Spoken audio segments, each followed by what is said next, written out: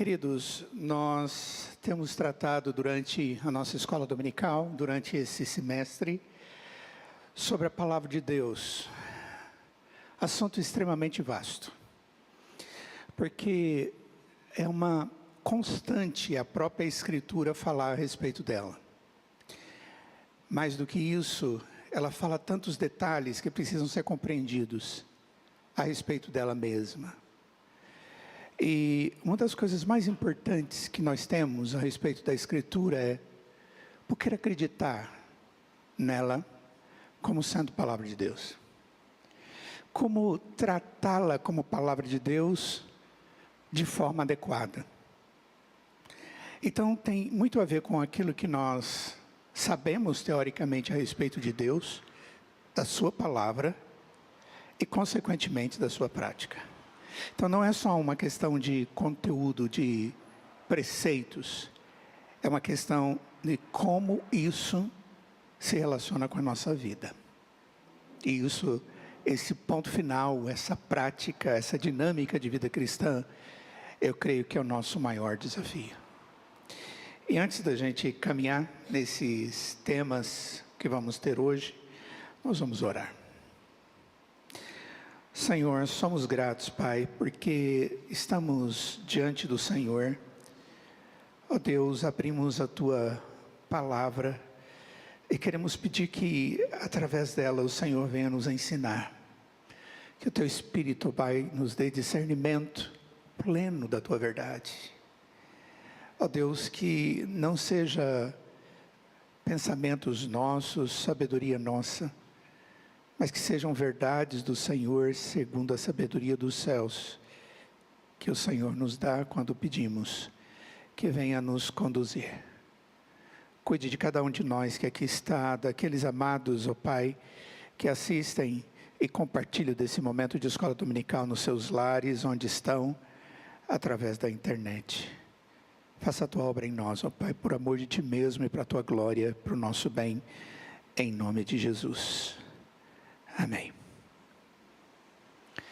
Queridos, nós estamos em escola dominical e, como vocês bem sabem, podem conversar, podem perguntar, podem tirar suas dúvidas.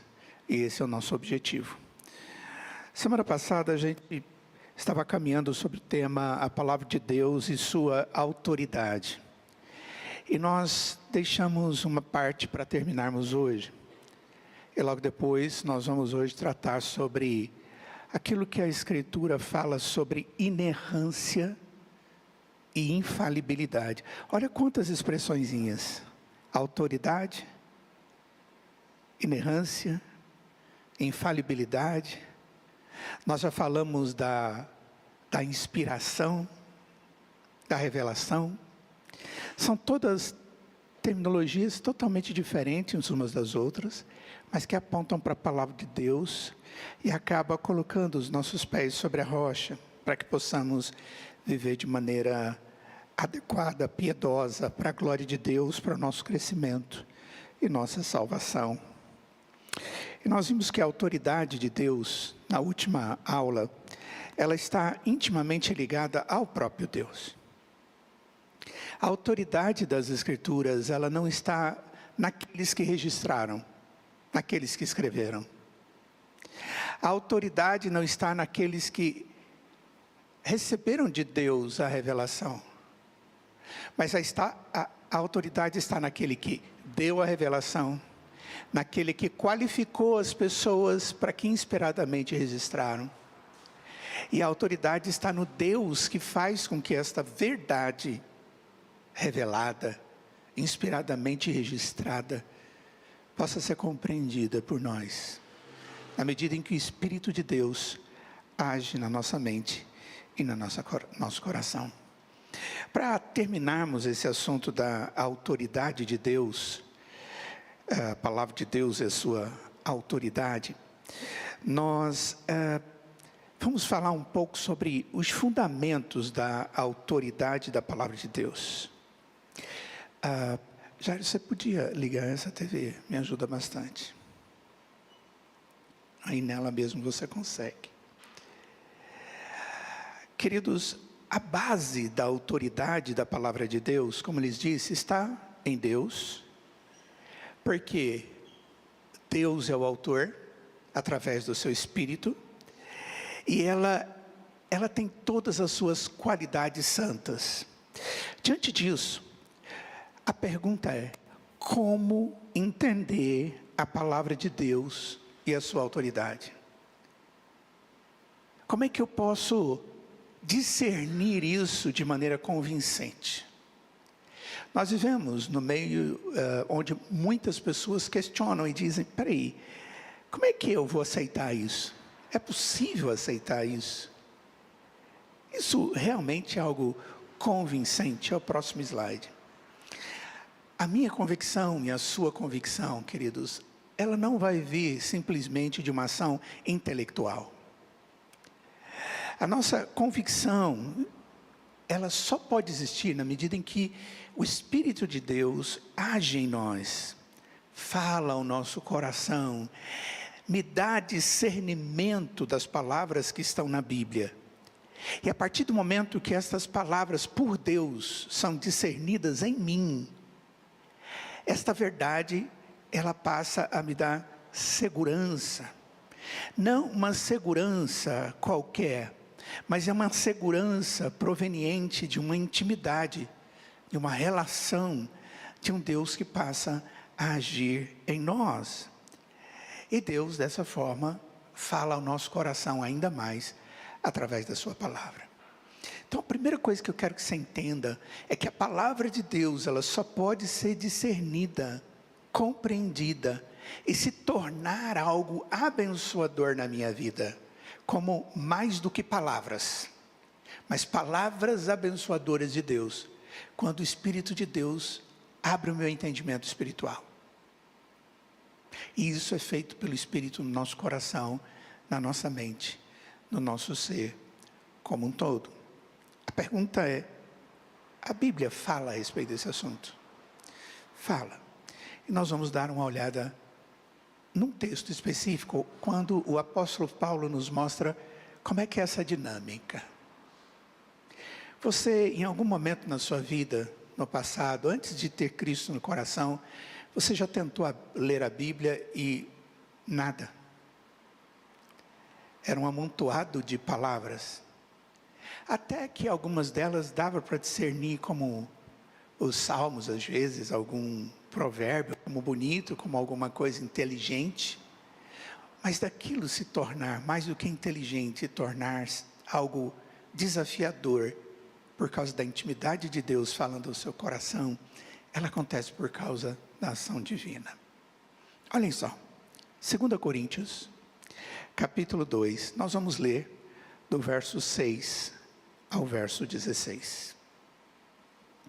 E a palavra de Deus diz assim: entretanto, expomos sabedoria entre os experimentados, não porém a sabedoria deste século, nem a dos poderosos dessa época, que se reduzem a nada, mas falamos a sabedoria de Deus em mistério, outrora oculta, a qual Deus preordenou desde a eternidade para a nossa glória.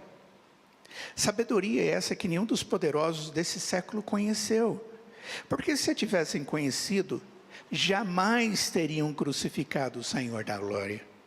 Mas como está escrito: nem olhos viram, nem ouvidos ouviram, nem jamais penetrou em coração humano o que Deus tem preparado para aqueles que o amam. Olha só o verso de número 10.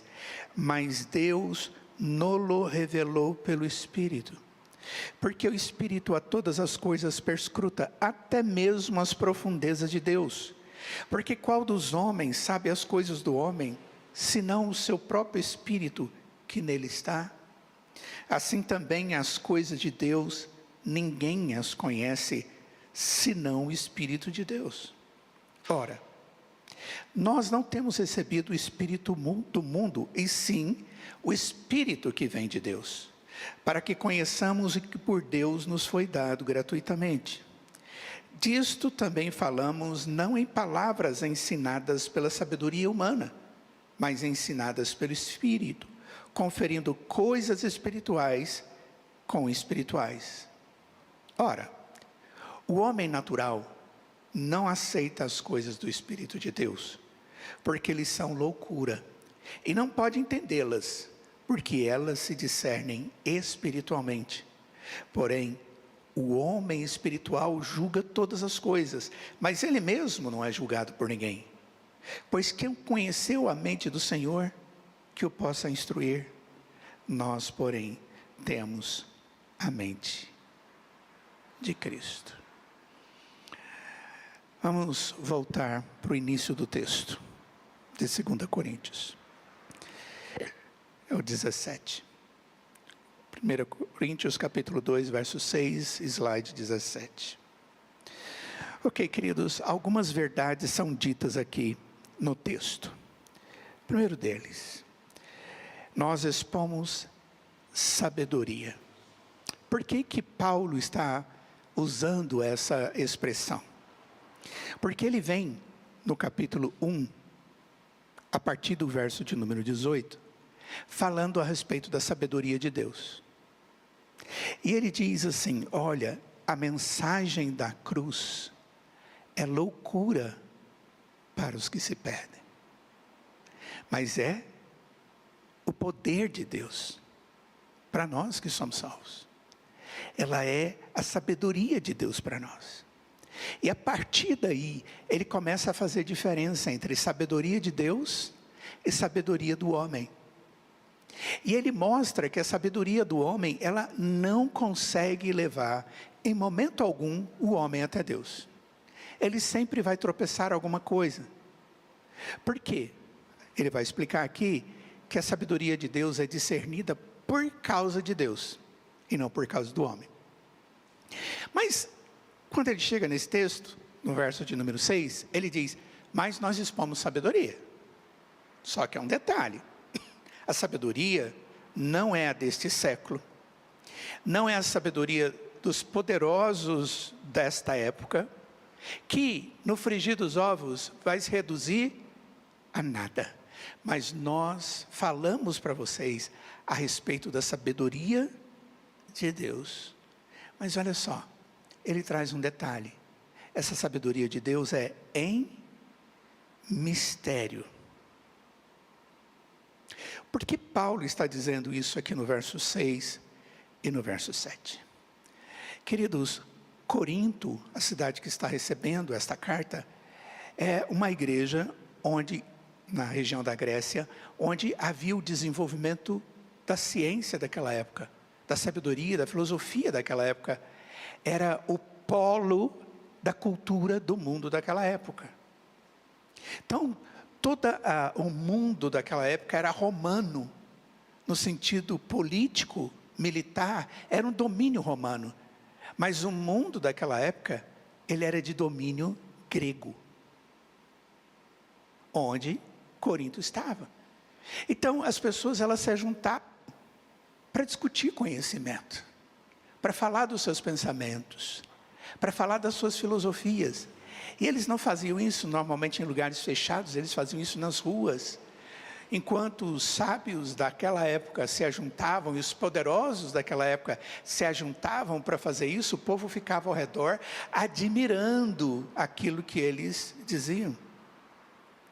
E o apóstolo Paulo diz: olha, quando eu vou expor a sabedoria de Deus, eu faço isso no meio dos experimentados, desses que têm a experiência, têm a prática de ficar falando a respeito de sabedoria. Mas ele diz: olha, só que eu não fico falando da sabedoria que eles arrogam saber e ter poder. Mas, por que eu não faço isso? Porque ele diz: porque essa sabedoria, ela é desse momento, é deste século, é dos poderosos dessa época. Então, o que ele está dizendo? Olha, a sabedoria dessa época, por mais desenvolvida que ela seja, ela vai ser desenvolvida. E erros vão ser percebidos. E os poderosos dessa época vão passar. Mas eu falo para vocês da sabedoria que permanece. A sabedoria de Deus. E eu faço em mistério. Por que mistério? Porque o homem, ele não pode entender a sabedoria de Deus. Paulo está falando da sabedoria de Deus, mas só haverá discernimento através de um ato especial de Deus. Observem a continuidade do texto, verso 8. Sabedoria essa que nenhum dos poderosos desse século conheceu. Por quê? Olha, se tivessem conhecido a verdadeira sabedoria, não teriam crucificado o Senhor da glória. Então nós ficamos aqui informados que a sabedoria de Deus está ligado ao conhecimento do Senhor da glória, que foi crucificado. Quem foi o Senhor da glória crucificado? Jesus. Aquele que a mensagem da cruz é loucura para esses sábios. Ele diz, ele morreu. Ele não existe. Ele falhou. Ele não tem mais poder. Ele diz, pelo contrário, ele continua sendo a sabedoria de Deus, e ele é o Senhor da glória. E se soubessem, não teriam feito o que fizeram com ele. Mas, como está escrito, e aí ele faz uma citação, nem olhos viram, nem ouvidos ouviram, nem jamais penetrou em coração humano o que Deus tem preparado para aqueles que o amam. O mundo não consegue entender esse amor de Deus pelas pessoas. As pessoas não conseguem ver, ouvir, entender no íntimo. Lembra quando eu falei de coração para vocês, nos 2 últimos sermões de domingo? Coração significa íntimo, alma, intimidade com Deus, aquela parte que Deus atua para nos transformar. E Paulo diz que a palavra de Deus, ela não pode ser discernida por olhos humanos, nem por ouvidos humanos, e muito menos por sentimentos humanos. É isso que ele está dizendo. Mas ele conclui no verso 10. Mas Deus nolo revelou pelo Espírito. Quando ele diz nolo ou nos revelou Jesus Cristo, o Deus da glória, pelo Espírito, ele está se referindo à igreja, ele não está se referindo ao incrédulo.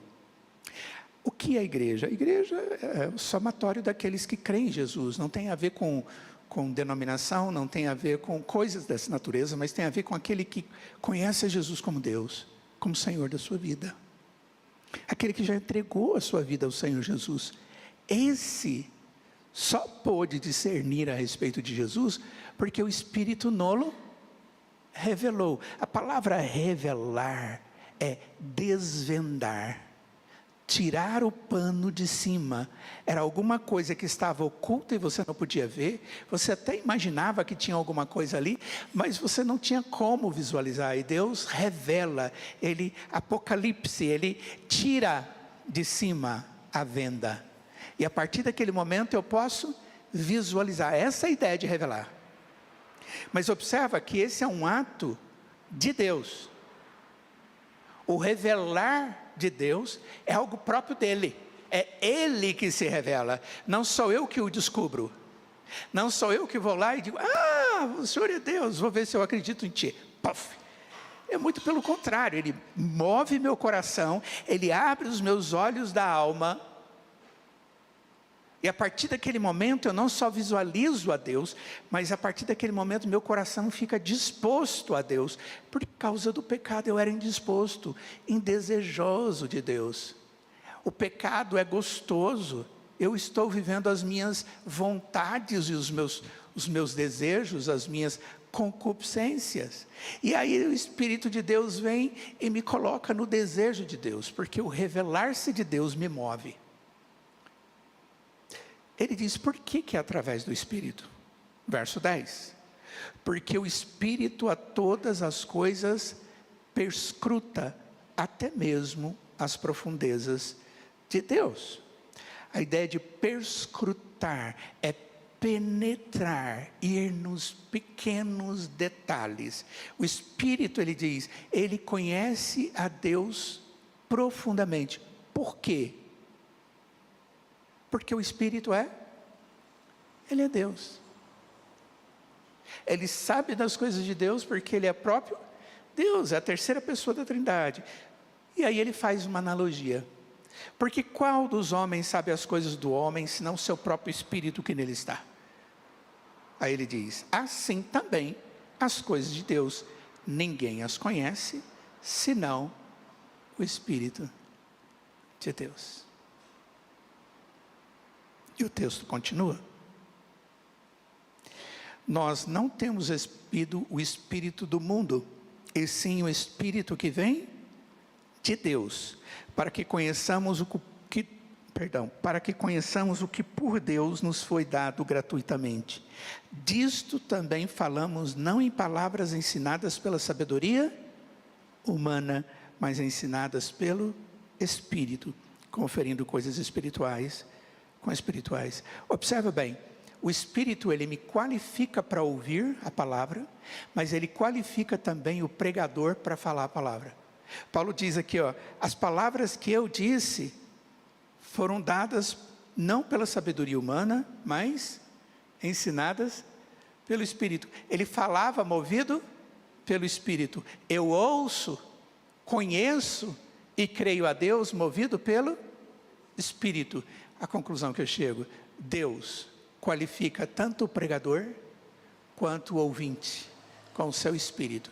O pregador para falar fielmente a palavra de Deus, segundo a sabedoria de Deus. Aquele que ouve, para que possa ouvir a sabedoria de Deus e entendê-la, por causa da ação do Espírito. Eu creio que o texto não é complicado, muito pelo contrário, o texto é extremamente elucidativo ao nos dar a compreensão de que a palavra de Deus ela é maravilhosa, ela discerne sabedoria do homem e sabedoria de Deus, ela é eficaz, porque o propósito dela é nos levar a Deus e nos fazer conhecer a Deus e os seus propósitos, e ela qualifica a todos, tanto o que prega quanto o que ouve. Mas o texto ainda nos fala do homem natural. O que é o homem natural? Verso de número 14. Ora, o homem natural não aceita as coisas do Espírito de Deus, porque eles são loucura. Lembra? Ele falou lá no capítulo 1, a palavra da cruz é loucura para os que se perdem. Então eles não aceitam as coisas de Deus. É loucura. Porque eles são loucura. E não pode entendê-las, porque elas se discernem espiritualmente. Então, ninguém vai entender Deus e a sua palavra e conhecer o seu amor, a sua graça plenamente, a ponto de ser salvo por esse Deus, ser tratado, consolado, fortalecido, santificado, glorificado. E eu só vou ter todas essas coisas na medida em que Deus me introduz na sua presença através da sua palavra. Eu vou ter paz.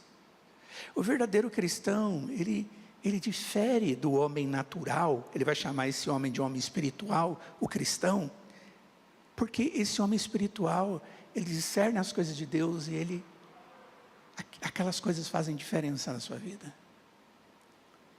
A palavra de Deus, ela não só nos leva a Deus, mas nos faz viver como povo de Deus. Ela me transforma de um homem natural, caído, pecador, sem Deus, para um homem espiritual. O verso 15 diz, porém, o homem espiritual julga todas as coisas, mas ele mesmo não é julgado por ninguém. Por que ele julga? Porque ele tem um discernimento dado pela palavra, pelo Espírito que me dá discernimento da palavra, para que eu possa falar, olha, segundo Deus, isso é isso, aquilo é aquilo. Então, ele está sendo forjado, ele está sendo aperfeiçoado, santificado por Deus. E ele conclui de Deus, pois quem conheceu a mente do Senhor que eu possa instruir? Ninguém. Mas e nós, diz ele, nós temos a mente de Cristo. Nós somos Cristo? Não é isso que ele está dizendo. Mas nós temos as informações do propósito de Cristo. na palavra. E nós vamos, com a palavra, através do Espírito, conhecendo ainda mais Cristo. Conhecendo ainda mais Cristo. Queridos, a autoridade da Escritura e a eficácia da Escritura são duas coisas que andam de mãos dadas. A autoridade tem a ver com Deus e a eficácia tem a ver com Deus. Sobre a autoridade eu me submeto, sobre a eficácia eu experimento da boa palavra e dos efeitos dela na minha vida. Na medida em que o Espírito vai me convencendo, me qualificando, me transformando, me abençoando. Puxa, como nós precisamos da palavra de Deus. Como nós precisamos conhecer e nos esmerar no conhecimento da palavra de Deus. São riquezas, irmãos, que quando nós abrimos mão delas, as riquezas de Deus contidas na sua palavra, nós estamos como aquele que joga a herança fora. Vive na miséria, podendo ter vivido na riqueza, na abundância.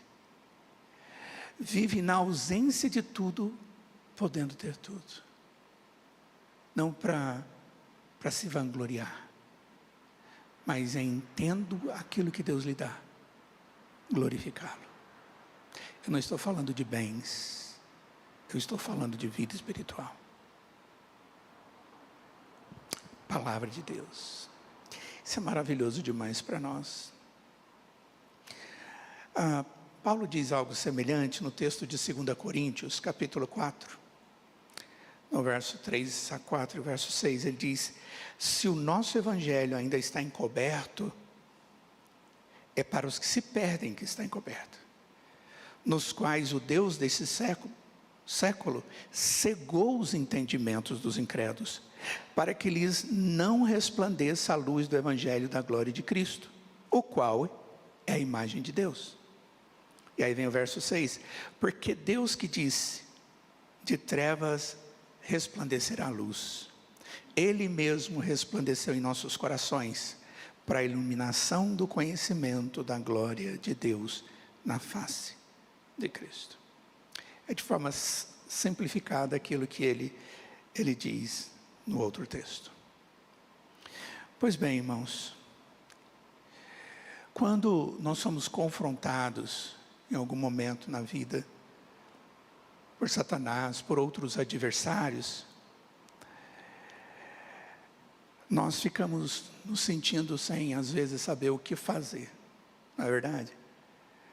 As pessoas vêm e perguntam, por que você crê na Escritura? Ou por que você não faz aquilo já que você é um cristão? Jesus passou por isso. E quando ele foi especificamente confrontado por Satanás, quando ele estava no deserto, as respostas de Jesus a Satanás foram todas menções da palavra de Deus. O que ele queria mostrar para nós é que qualquer luta espiritual, ela se dá com a verdade de Deus, e não a nossa argumentação. Não havia dúvida em Cristo, em momento algum, de que aquilo que Moisés havia feito lá atrás, Jesus havia dito algo para ele, foram palavras que ele usou. E por que ele fez isso? Ele fez isso porque ele sabia que eram palavras de Deus realmente ditas a Moisés. A atitude nossa, irmãos, ela tem que ser a mesma coisa. Lembremos de uma verdade. Toda a Escritura é inspirada por Deus. É Deus soprando e conduzindo aqueles que a recebem, para registrar, para que nós tenhamos a verdade do Senhor. E é exatamente isso que autoriza a Escritura, que dá autoridade à Escritura. E Deus aplica a sua autoridade na nossa vida, na medida em que o seu Espírito nos dá discernimento dessa palavra totalmente autorizada por Deus. E assim a gente fecha esse ponto sobre a autoridade das Escrituras e como nós podemos nos achegar ao Deus através da Escritura, através do Espírito Santo. Dou uma pausa e faço a pergunta. Vocês têm pergunta?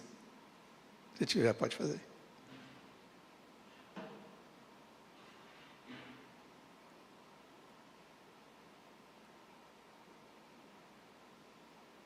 Não? Puxa, assim tá bom. Tá fácil. Então vamos encadear agora o nosso próximo tema. O nosso próximo tema é a palavra de Deus e sua inerrância e infalibilidade. Certo? Então, os nossos temas são esses aí, que vocês já viram. Nós vamos falar sobre a palavra de Deus na prática, palavra de Deus e Deus, palavra de Deus e sua autoridade. E hoje nós vamos falar a palavra de Deus e sua infalibilidade e inerrância. E aí, depois nós vamos ter mais uma sequência aí de estudos em cima da palavra de Deus. Vamos logo para a definição. Eu gosto muito de definição, sabe por quê? Porque acaba sendo o objetivo da gente. Eu não vou poder falar sobre esse assunto tudo para depois dizer, então é isso. É melhor eu dizer, é isso, e eu vou mostrar por que é isso. Ok? Lá no fim eu posso até repetir para vocês a definição. Mas aqui abre a sua mente, primeiramente, para visualizar aquilo que nós vamos tratar de agora em diante. Inerrância e infalibilidade são duas expressões que andam de mãos dadas. É como se você não tivesse como tratar de uma sem tratar da outra. Uma tem mais peso do que a outra? A princípio parece que sim. Mas ao mesmo tempo elas vão se entrelaçar. O que é chamar algo de inerrante? Falar que alguma coisa é inerrante é falar que ela não tem erro. A palavra é própria. Não erro. Inerrante. Um prefixo de negação e depois vem o erro. Tá? Inerrante. E vem novamente uma palavra que tem uma negação anterior. Infalível ou não falível. Ou não tem possibilidade de errar. É diferente? É diferente. Eu vou dizer, olha, eu não encontro erro aqui. Ela é inerrante. Sabe por que eu não encontro erro aqui? Porque ela é infalível. Ela não pode errar. Porque ela é a expressão de Deus e Deus não erra. Então observa que uma coisa ajuda a outra. Então nesse sentido a escritura é inerrante quanto infalível. Então vamos lá. Ela é inerrante porque não existe erros. E por causa disso, ela não pode ter erros. Então, vamos caminhar um pouquinho a respeito desse tema na Bíblia, de uma maneira geral. O que a Bíblia fala sobre sua infalibilidade e inerrância? Queridos, é muito texto. Se você falar assim, você vai encontrar a palavra inerrância na Bíblia. A palavra inerrância não, mas a ideia de ausência, não poder errar, vai. Mas a inerrância, ela é uma conclusão imediata. Após isso, são conclusões que você chega com um somatório de informações que a própria Escritura traz. Por exemplo, Moisés disse a Israel que as palavras de Deus não eram inúteis, antes eram a vida do povo. Ele diz em Deuteronômio capítulo 32, verso 47, porque esta palavra não é para vós outros coisa vã, vazia. Antes é a vossa vida, e por essa mesma palavra prolongareis os dias na terra, a qual, passando o Jordão, ides para possuir. Observa que a palavra de Deus que foi dita a eles, ele diz, ela vai se cumprir, e vocês vão para lá. Para onde? Para a terra prometida. Onde? Depois do Jordão. Fiquem tranquilos, porque isso vai acontecer, porque a palavra de Deus é inerrante. Ele falou que vocês iriam para a terra prometida? Falou. E vocês vão, confiem, porque essa palavra é antes a vossa vida. Olha que palavra pastoral a de Moisés. Eles estavam no deserto, ambiente inóspito, situação difícil, mas sendo zelados por Deus todos os dias, tendo alimento, água, tudo que eles precisavam, Deus providenciava no meio do deserto. Mas mesmo assim aquele povo ficava inquieto. E a palavra de Deus através de Moisés foi uma palavra pastoral, baseada em quê? Na inerrância, nas palavras de Deus. Deus disse: fique tranquilo, Deus não erra. Por quê? Porque Ele não pode errar. Deixa eu explicar isso num conceito teológico que é prático. Deus não muda. Isso tem a ver com imutabilidade. O que é a imutabilidade? É a qualidade de Deus, a perfeição em Deus, cuja qual Ele não pode se negar, Ele não pode mudar, nem essencialmente, nem nos seus decretos, nem na sua palavra, nem em nada. Ele não pode deixar de ser quem Ele é. Por exemplo, Ele não pode ser injusto. Cuidado quando você fala que Deus está sendo injusto, viu?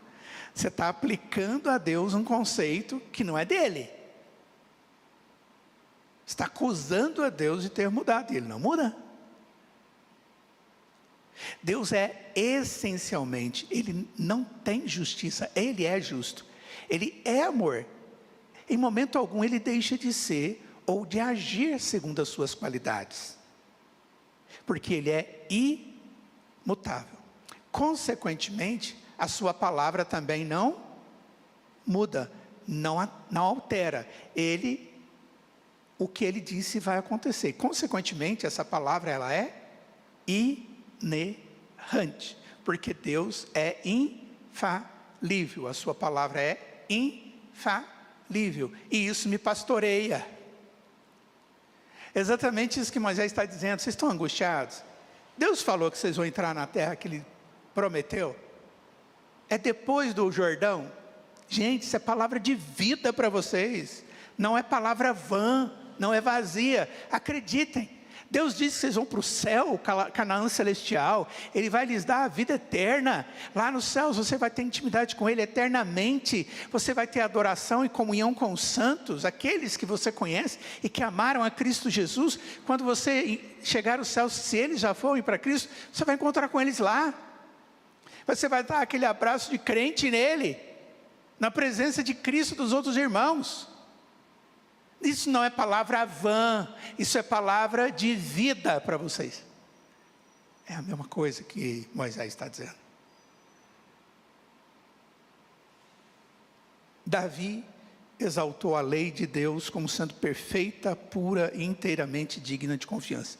Se você pegar o Salmo de número 119, que é o maior salmo da Bíblia, qual é o centro dele?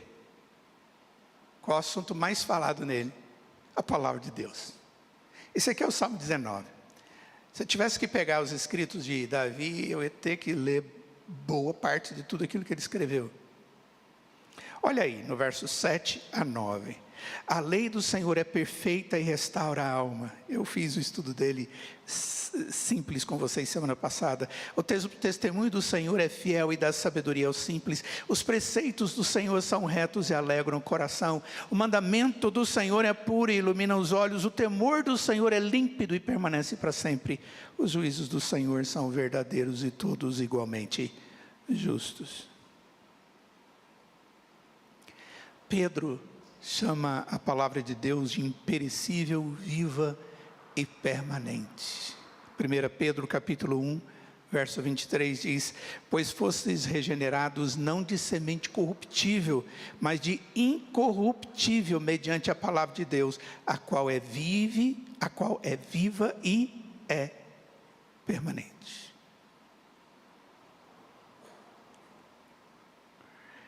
A palavra de Deus é viva, ou vive e é permanente. Não pode ser corrompida.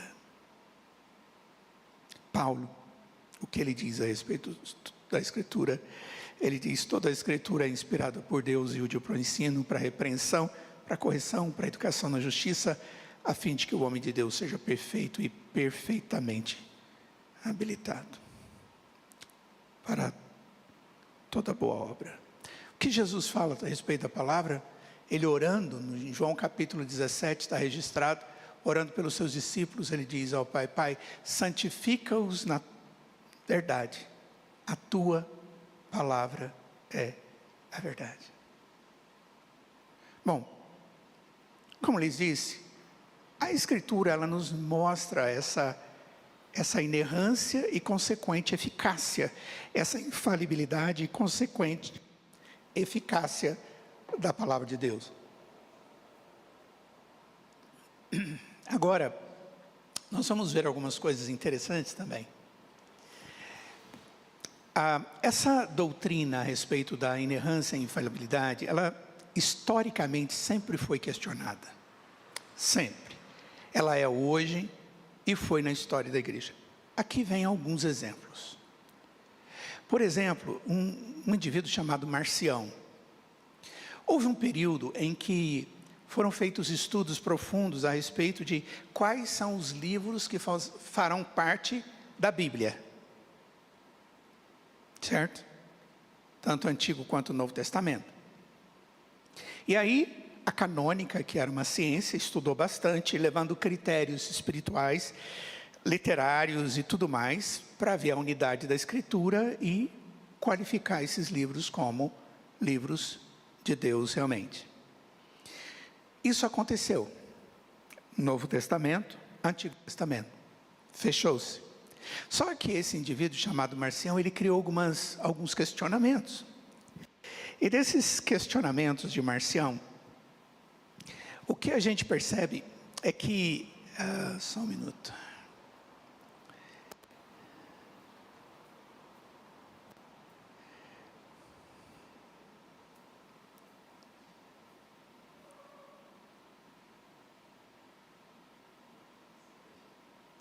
Eu bati o dedo aqui e me perdi.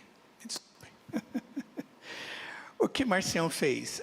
Esse é um dos chamados primeiros hereges do tempo da patrística, do período da patrística. Ele diz o seguinte, que o Antigo e o Novo Testamento, ele revela dois tipos de deuses.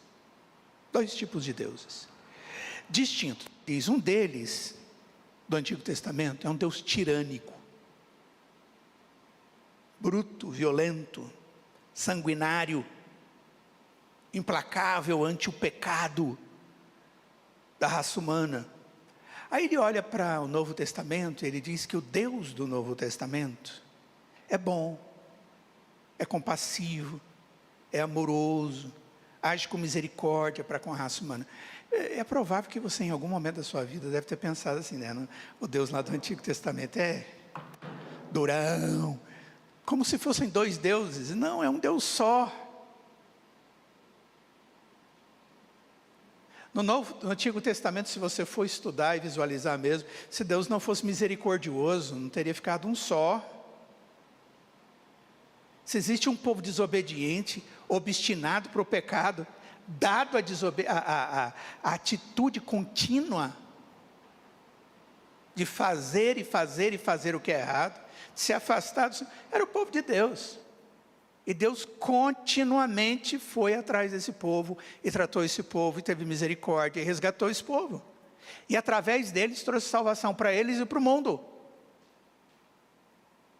Mas ele não entendia isso. Ele via dois deuses. E ele vai dizer que, diante dessa situação, eu vou fazer tipo uma escolha.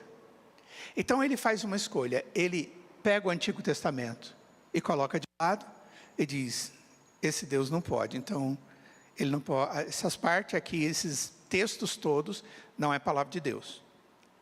E aí ele pega o Novo Testamento e vê textos que ele diz, esse texto aqui também não dá, esse aqui também não dá. E ele produz, entre aspas, uma Bíblia segundo os padrões de Marcião. E ele vai ter uma galera, uma turma, que vai atrás dele. E que vão aceitar somente esses textos como sendo a palavra de Deus. Isso já foi uma primeira afronta à palavra de Deus. E isso continua acontecendo no desenvolvimento da história. Nós vamos ver o período da Idade Média, onde a igreja formalizada, a igreja cristã naquele momento era a igreja romana. Não existia outra igreja cristã, era aquela. Aquela nós somos fruto desse período, certo? E a igreja, ela desenvolveu um negócio que ela chama de magistério da igreja romana, ou magistério da igreja católica romana. E esse magistério tem a ver com a igreja ser aquela que tem a capacidade intelectual, espiritual, designativa de Deus que deu a ela, a autoridade de dizer o que é e o que não é.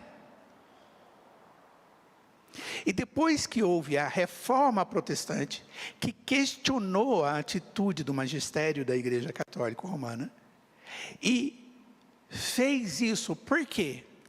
Porque o magistério da Igreja Romana, eles defendiam que, por serem herdeiros de toda a tradição apostólica, eles e somente eles eram capazes de interpretar as escrituras sagradas de maneira infalível.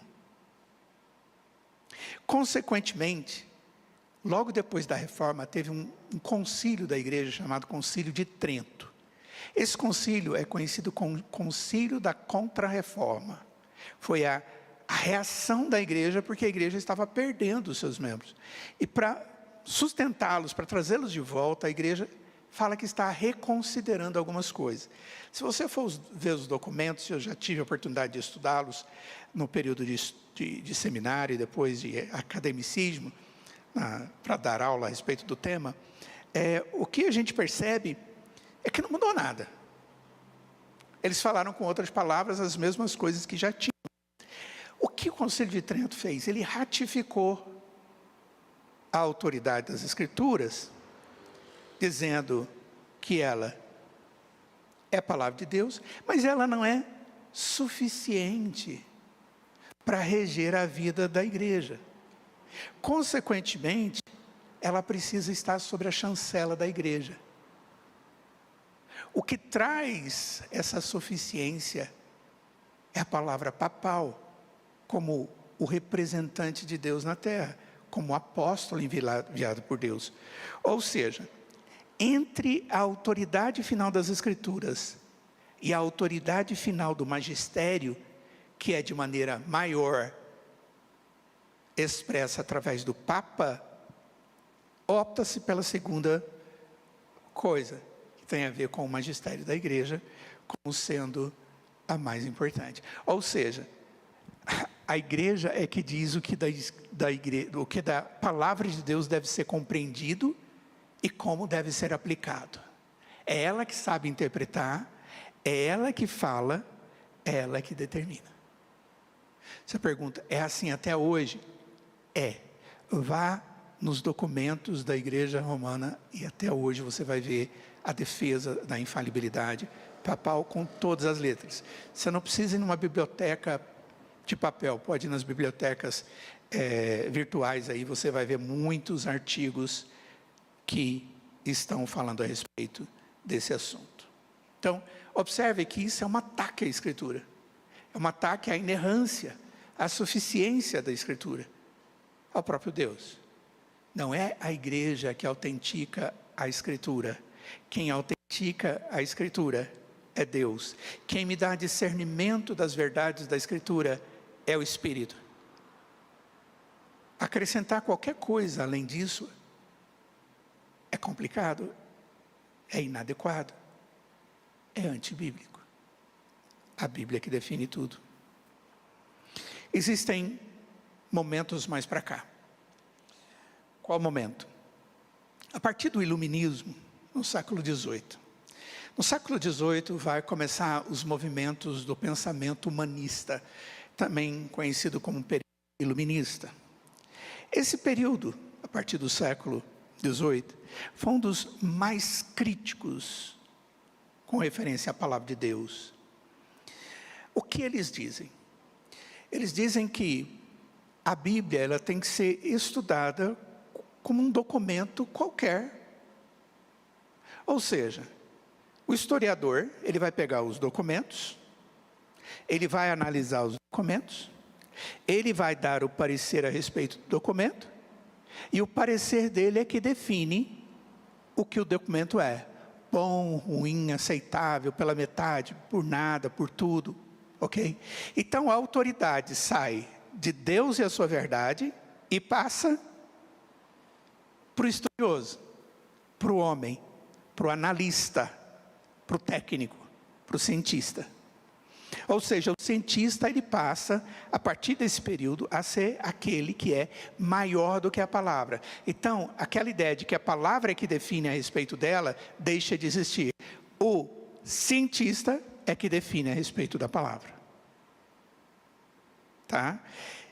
Como isso é feito? Nossa, de diversas formas. Por quê? Porque a base disso é a filosofia racionalista. Tudo aquilo que é sobrenatural, metafísico, milagre, esquece, porque não pode. Porque não pode ser racionalmente explicado. Então, o que você tem que fazer? Você tem que pegar aquela parte e dar uma explicação racional. Tá? Se não tem como dar uma explicação racional, diz que aquilo é meramente uma figura, uma metáfora, ou uma parábola, que não foi verdade. É uma historinha para contar a respeito de algum princípio. O Mar Morto se abriu. Mar Vermelho, perdão, se abriu. O Mar Morto. Mar Vermelho se abriu? A Bíblia diz que abriu. O povo passou, estava tudo seco. Os egípcios passaram, morreram. Pode isso acontecer? Posso explicar isso? E aí vem exatamente essa tentativa de explicar. E alguns deles tentam explicar e inventam teorias as mais diversas.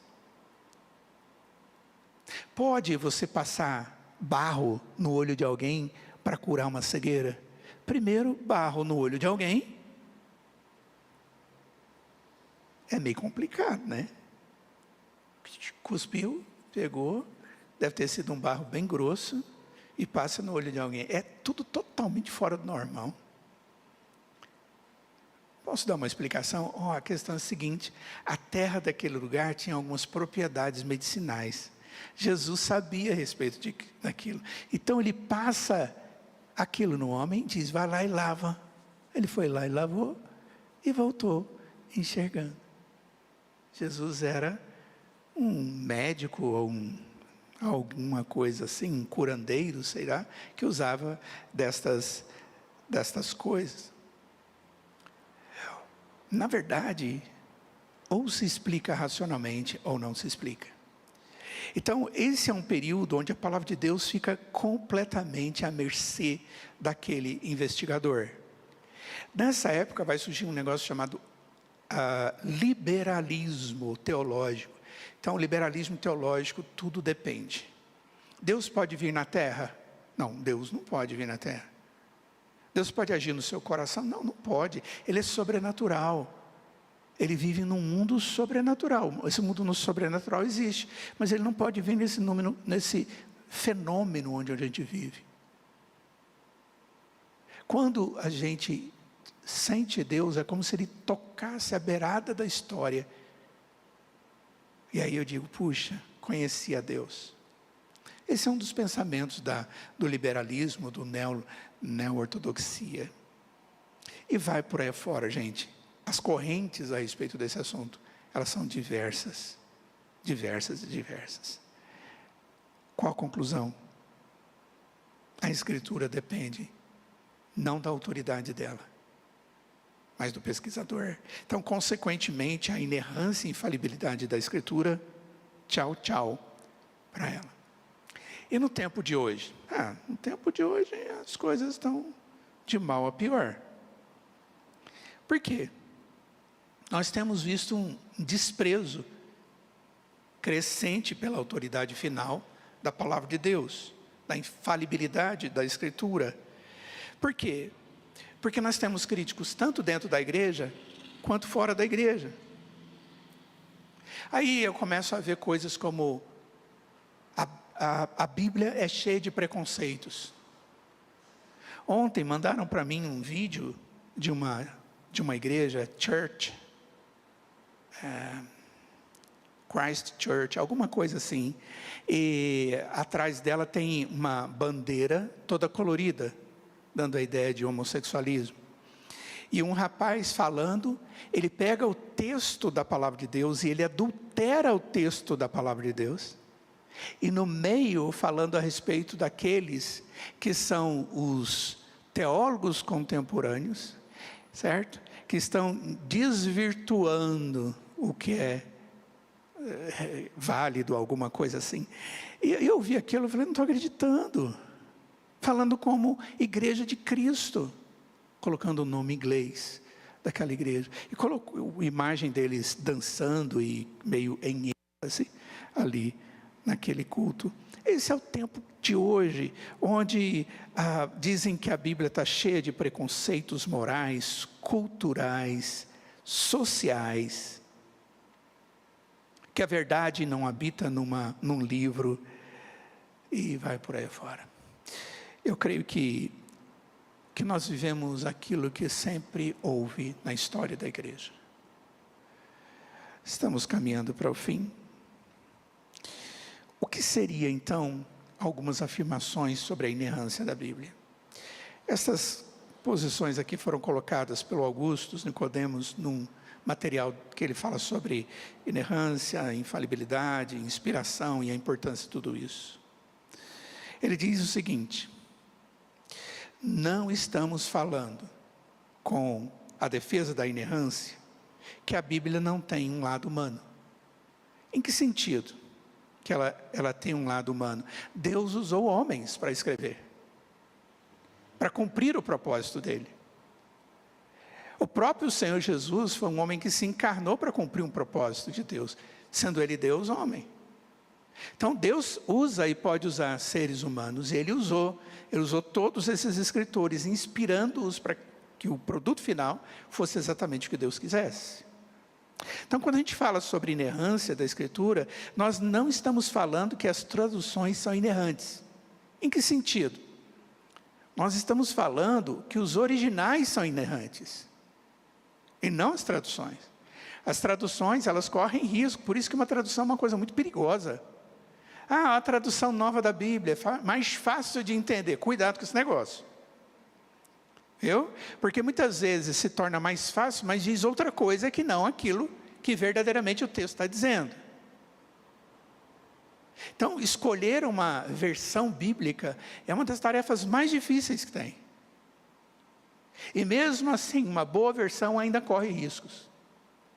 Toda vez que você vai fazer uma tradução de uma língua para outra, você vai encontrar em buracos, em dificuldades. A Bíblia foi escrita em línguas totalmente diferentes daquelas que são as nossas, mas ao mesmo tempo que tem ligações. Elas têm gramática, elas têm os seus vocabulários, elas têm tudo isso. São semelhantes, mas não são iguais. Então, às vezes, dizer o que o original está dizendo não é tão simples assim. Quando você vai para o Novo Testamento, por exemplo, o grego é uma língua lindíssima, riquíssima, em certos detalhes, né?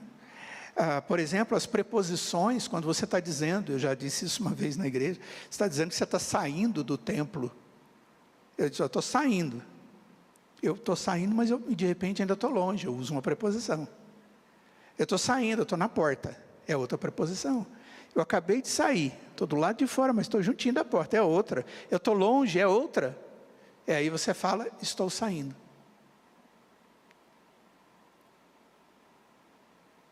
Só para que vocês tenham noção de riqueza. E às vezes a tradução, ela nos coloca numa situação bem difícil. Alguns irmãos, quando olham os meus esboços, ficam meio assustados de exposição bíblica. Porque, na verdade, eu faço um emaranhado de textos no original com outros. E a minha filha diz, só o senhor entende. Eu digo, é isso mesmo. para que eu não perca a noção daquilo que o original está dizendo mesmo, para que na hora da exposição eu possa tentar chegar ao mais próximo daquilo que o texto está dizendo. Isso é importante? É importante. Então, a tradução, ela não é fácil. Então, quando eu digo que a Bíblia é inerrante, eu não estou falando das traduções, eu estou me referindo ao texto original. Quando eu falo de inerrância, eu não estou falando que não existem cópias contendo variações e redações diferentes.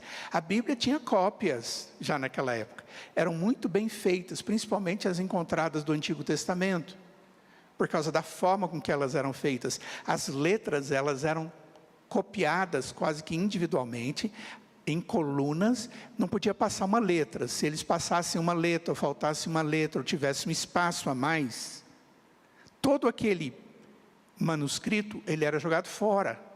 Não podia ser rasurado. Então, era alguma coisa que tinha que ser feito com muito zelo.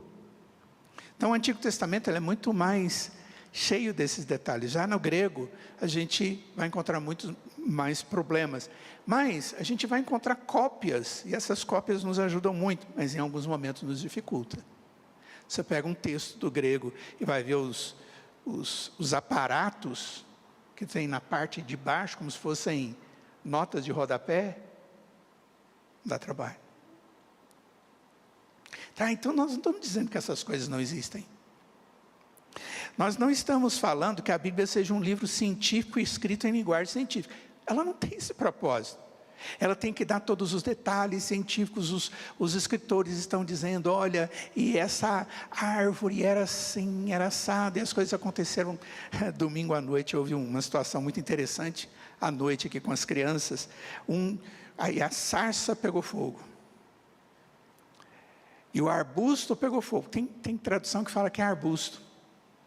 E outra fala que é sarça. E aí, um menino, uma criança, falou, não, é sarça. Aí o outro, mas foi arbusto que falou. E aí virou sarça e arbusto. Aí as crianças estavam querendo brigar por causa da sarça e do arbusto. É sério? Domingo passado. A linguagem, ela não é científica, é uma árvore. Não estamos falando que não existam aparentes contradições, há várias, mas elas são aparentes. É função de um teólogo entender por que parece que existe diferença entre os textos, mas não existe. Onde está a resposta a respeito disso? Não estamos falando que algumas informações...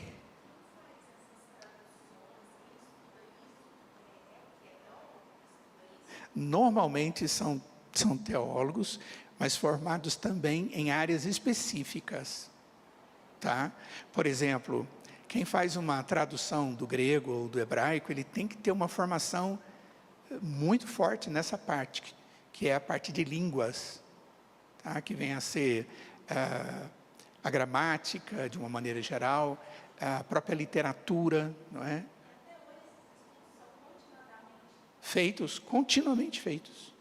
Nós temos faculdades, nós temos excelentes centros de estudo que fazem isso. Talvez vocês não saibam, a Bíblia continua sendo traduzida em larga escala.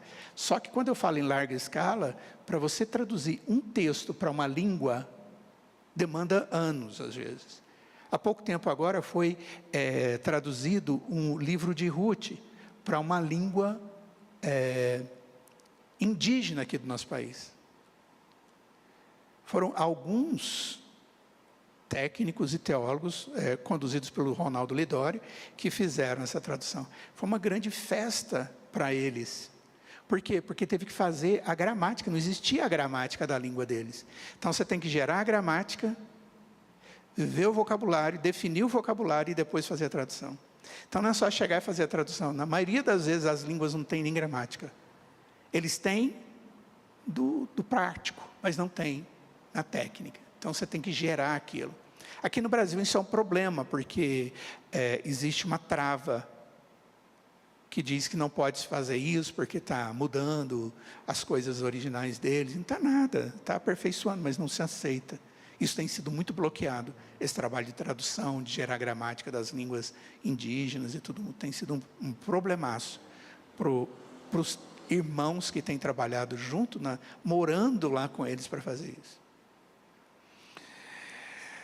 Nós não estamos falando que algumas informações da Bíblia não são, por vezes, vagas e imprecisas, ou seja, em alguns momentos a Bíblia não dá todos os detalhes, mas ela fala alguma coisa. Não estamos falando que não há passagens difíceis de entender, pelo contrário, Paulo mesmo diz em 2 Pedro, capítulo 3, que existem passagens extremamente difíceis, e ele fala a respeito de Paulo, das palavras de Paulo, diz, as palavras de Paulo são difíceis de entender. Nós não estamos falando que não é preciso estudá-la para melhor compreendê-la, ou seja, o estudo da Escritura, ela exige contínua aplicação. Por que estou dizendo isso?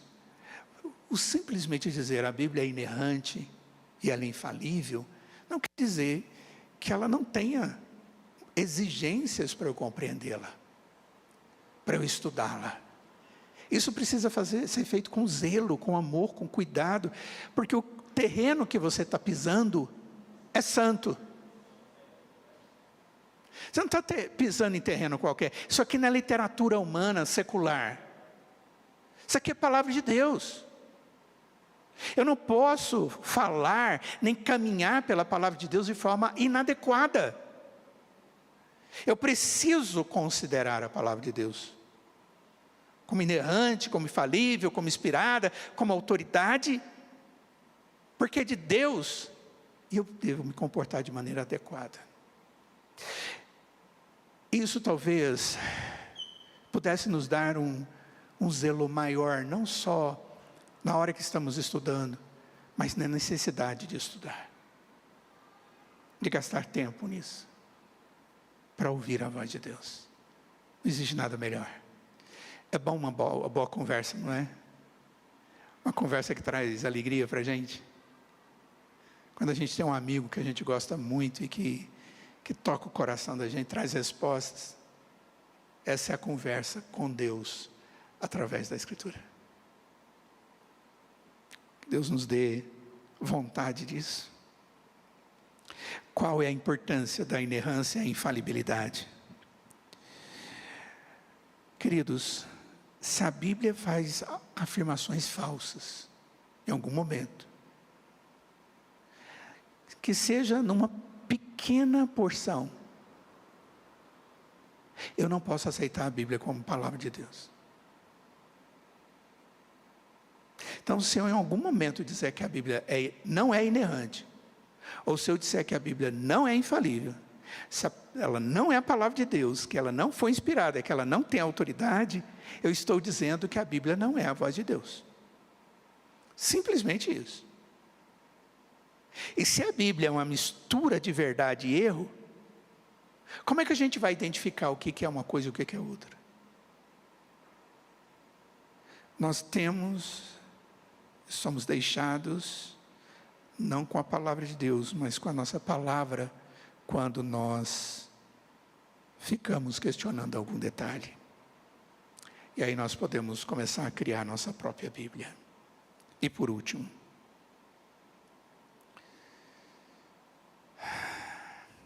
a palavra de Deus, irmãos, nós cremos, ela é inerrante, ela é infalível, isso porque ela é palavra de Deus e não palavra de homens. Segundo, os homens que Deus usou para registrar sua palavra, estes homens são falíveis. Esses homens são passíveis de erro. Contudo, enquanto eles foram inspirados por Deus para registrar a palavra de Deus, eles eram impassíveis de erro, ou seja, eles não erraram. Sabe por quê? Porque o Espírito de Deus fez com que o testemunho deles registrado na Escritura fosse o testemunho de Deus. Todo homem é falível. Este homem também é infalível. Mas quando Deus o prepara e o conduz, Deus o habilita sobrenaturalmente a fazer isso, para que o produto final seja exatamente o que Deus tem reservado para cada um de nós. A infalibilidade da palavra, ela é resultante de Deus, que revelou, inspirou, registrou e que nos dá entendimento. E a última coisa é um Deus santo e verdadeiro. Ele jamais poderia errar, e eu expliquei isso para vocês. Ele jamais poderia falhar ao comunicar a sua verdade aos homens por intermédio dos agentes que ele escolheu. E é isso que nos dá confiança plena nas Sagradas Escrituras. Alguma pergunta?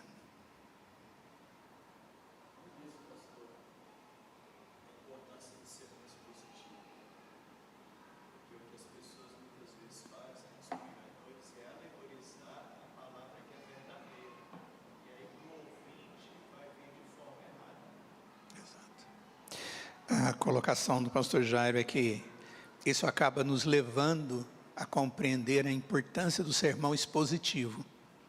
Porque é o sermão expositivo? É o pregador ler o texto e analisar o texto e fazê-lo compreensível às pessoas que ouvem a partir do texto e não das informações que ele tem. Realmente. Que Deus nos mantenha assim, né, pastor? Dando essa capacidade.